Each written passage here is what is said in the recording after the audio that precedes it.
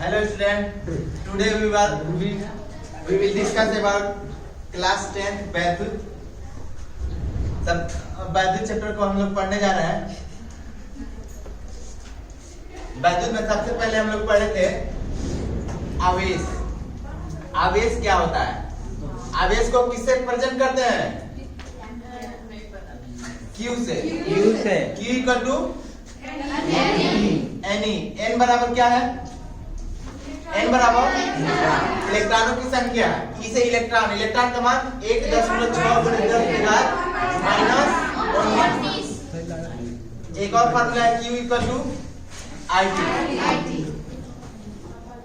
Q equal to N को क्या कहते हैं? क्वांटीकरण। क्या कहेंगे? क्वांटीकरण में n जो होता है वो उसका वैल्यू कितना होना चाहिए? पूर्णांक, या तो 1 हो, 2 हो, 3 हो, या फिर -1 -2 मतलब पूरा होना चाहिए। वो 1/2 नहीं होना चाहिए, 3/4 नहीं होना चाहिए। सब जो बटे में आता है वो नहीं होना चाहिए। क्वांटीकरण का मतलब n का जो वैल्यू हो वो n इक्वल टू कितना होना चाहिए? 1 2 3 4 5 6 ऐसे होना चाहिए। असल में आवेशों के प्रवाह से क्या होता है? करंट फ्लो होता है, वैद्युत धारा बहता है। जब आवेश फ्लो होगा तो क्या होगा? वैद्युत धारा प्रवाहित होगा। वैद्युत धारा को किससे प्रेजेंट करते हैं? I से। I equal to Q/T।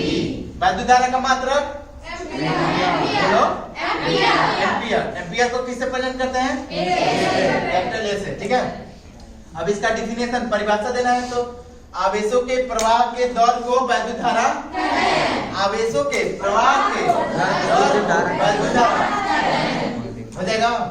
चलो, वैद्युत धारा के बाद से हम लोग क्या पढ़े थे? विद्युत विभव। इसके बाद से हम लोग पढ़े थे वैद्युत विभव। वैद्युत विभव किसको किससे रिप्रेजेंट करते हैं? कैपिटल V से। ठीक है, कैपिटल V इक्वल टू क्या होता है? W/Q। इसका परिभाषा होगा 1 कूलम आवेश को अनंत से वैद्युत क्षेत्र के अंदर लाने में लगाए गए कार्य को वैद्युत विभव कहते हैं। देखो, जैसे मान लीजिए ये क्या है? ये वैद्युत क्षेत्र है। ये वैद्युत क्षेत्र मान लो है, यहाँ पे 1 कूलम आवेश है। यहाँ से यहाँ पे लाने में मान लो W वर्क करना पड़ रहा है, तो W वर्क करना पड़ा है। आवेश कितना है? 1 कूलम है, तो V इक्वल टू कितना हो जाएगा? W।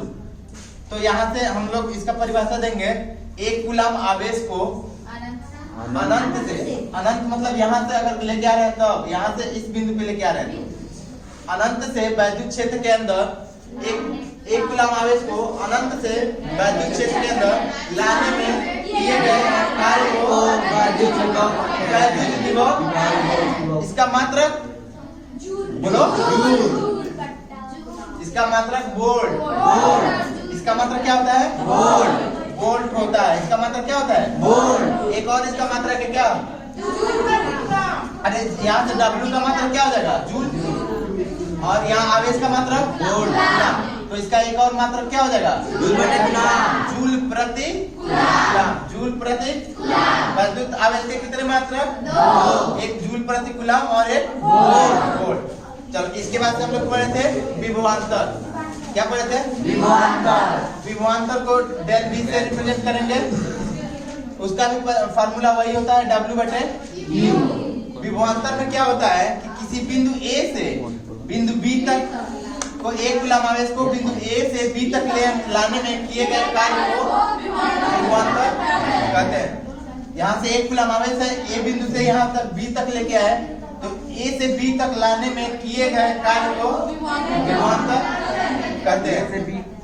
इसका भी मात्रक सेम होगा, जूल प्रति कूलम और वोल्ट। इसके बाद से हम लोग क्या पढ़े थे? ओम का नियम। इसके बाद से हम लोग पढ़े हैं ओम का नियम। ओम का नियम।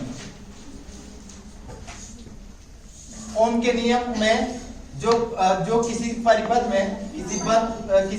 में जो करंट फ्लो होता है वो वैद्युत विभव के समानुपाती होता है।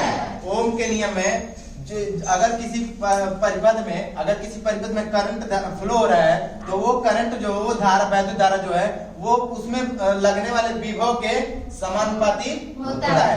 तो अब यहाँ से आई ये समानुपाती हटा के इक्वल करेंगे तो यहाँ पे एक कांस्टेंट आएगा, वो कांस्टेंट 1/r होता है, 1/r भी हो जाएगा। यहाँ पे r इधर आएगा तो मल्टीप्लाई हो जाएगा। तो यहाँ से v इक्वल टू क्या हो गया IR, v equal to IR। इसको याद करने का तरीका वेरी गुड यार, ठीक है। ER मतलब IR, तो v इक्वल टू IR। यहाँ पे v क्या है वैद्युत विभव, I क्या है वैद्युत धारा और r क्या है यहाँ पे प्रतिरोध। R को क्या कहते हैं प्रतिरोध, इसको इंग्लिश में रेजिस्टेंस कहते हैं। क्या रेजिस्टेंस, कैपिटल R से रिप्रेजेंट करते हैं, इसको प्रतिरोध कहते हैं। इसका मात्रक क्या होता है ओम, इसका सिंबल ये होता है, इसको क्या कहते हैं ओम। इसका मात्रक क्या होता है मात्रक इसका ओम हो गया। अब R कितने तरह से जुड़ेगा, अगर मान लो किसी परिपथ में बहुत सारे रेजिस्टेंस दिया है तो उसको जोड़ने के लिए कितने नियम है 2 नियम।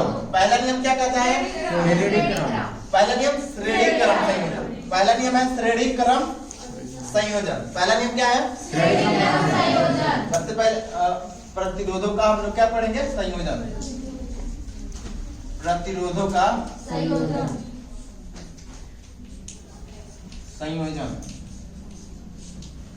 प्रतिरोधों के संयोजन में पहला नियम श्रेणी क्रम संयोजन होता है। क्या होता है श्रेणी क्रम संयोजन। श्रेणी क्रम संयोजन में श्रेणी पहले तो प्रतिरोध कैसे उसका सिंबल होता है, तो प्रतिरोध को इस सिंबल से रिप्रेजेंट करते हैं।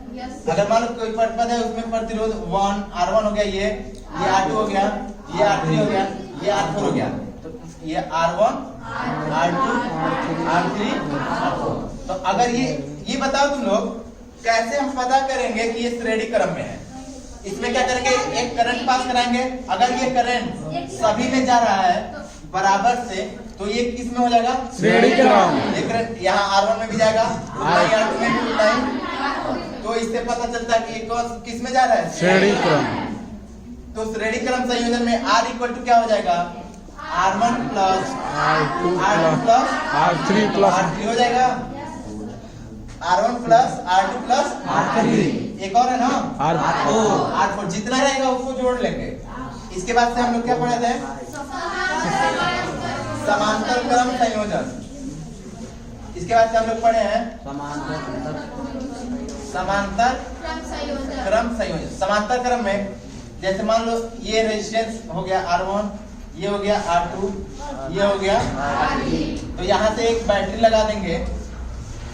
तो बैटरी लगाने की वजह से बैटरी से यहाँ से करंट I फ्लो होगा, तो यहाँ पे I को जाने के लिए कितने रास्ते मिल गए 3, यहाँ से तीनों का अलग अलग रास्ता है। तो ये तीनों किसमें कहलाएंगे समांतर R1 R2।